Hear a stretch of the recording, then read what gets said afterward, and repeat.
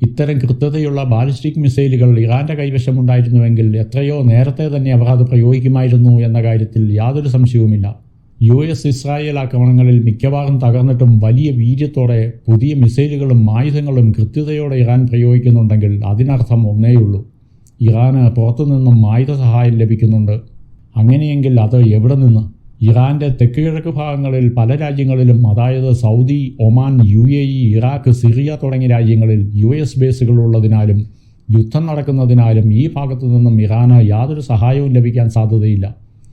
പിന്നെ ബാക്കിയുള്ളത് ഇറാൻ്റെ വടക്കൻ തീരവുമായി അതിർത്തി പങ്കിടുന്ന കാസ്പിയൻ കടൽ.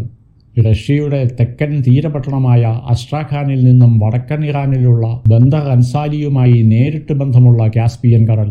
റഷ്യയിൽ നിന്നും വെറും 750 കിലോമീറ്റർ ദൂരമുള്ള ഈ കാസ്പിയൻ കടൽ ഇരു രാജ്യങ്ങൾക്കുമിടയിൽ ഒരു സുപ്രധാനമായ നേരിട്ടുള്ള വ്യാപാര, സൈനിക, ലോജിസ്റ്റിക് റൂട്ടായി പ്രവർത്തിക്കുന്നു. റഷ്യയുടെ തെക്കൻ തീരത്തു നിന്നും ആരംഭിക്കുന്ന കാസ്പിയൻ കടൽ കിഴക്കുള്ള അസർബൈജാനുമായും പടിഞ്ഞാറുള്ള ടർക്ക്മെനിസ്ഥാനുമായും അതിർത്തി പങ്കിട്ട് ഇറാൻ്റെ വടക്കൻ തീരത്തെത്തിച്ചേരുന്നു. ഒറ്റവാചകത്തിൽ പറഞ്ഞാൽ ഈ കാസ്പിയൻ കടൽ വഴി ഇറാന് റഷ്യയിൽ നിന്നും ആയുധ സഹായങ്ങൾ ലഭിച്ചുകൊണ്ടിരിക്കുന്നു. ഈ ആയുധങ്ങൾ നിർലോഭം ഇറാന് ലഭിച്ചുകൊണ്ടിരിക്കുമ്പോൾ എന്തൊക്കെ നാശനഷ്ടങ്ങൾ സഖ്യസേനകൾ ഇറാനിൽ ഉണ്ടാക്കിയാലും ഈ രാജ്യത്തെ കീഴടക്കാൻ പ്രയാസമാണ്. ഈ ആയുധ ലഭ്യത മൂലം എത്ര നാൾ വേണമെങ്കിലും യുദ്ധം നീട്ടിക്കൊണ്ടു പോകുവാൻ ഇറാന് കഴിയും എന്നതൊരു വസ്തുതയാണ്.